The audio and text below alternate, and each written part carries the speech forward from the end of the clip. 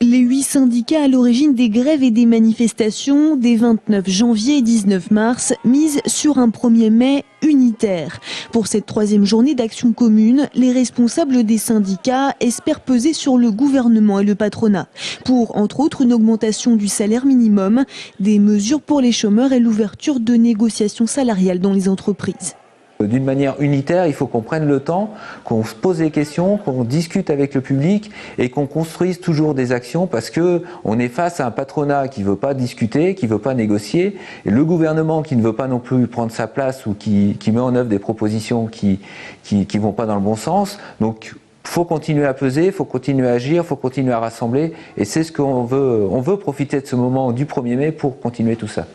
Avec des manifestants qui se chiffraient en millions lors des 2 derniers mouvements nationaux, ce ne sont plus seulement les militants et organisations syndicales qui devraient battre le pavé en cette 120e journée du travail.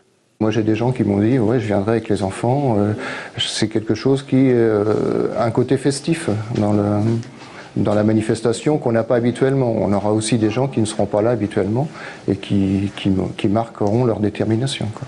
Et si ce traditionnel défilé du 1er mai rassemblera toutes les organisations syndicales, certaines d'entre elles comptent avant tout faire entendre leur propre cheval de bataille. C'est l'unité dans l'action.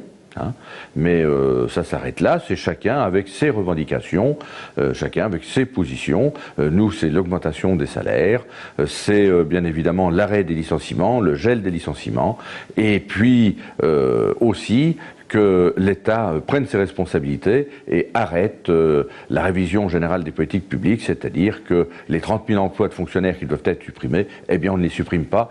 Une manifestation que partageront également 13 organisations de gauche, dont le PS, le NPA et le PCF. Ils ont signé un appel commun pour, je cite, mettre un coup d'arrêt à la politique de Nicolas Sarkozy et du MEDEF.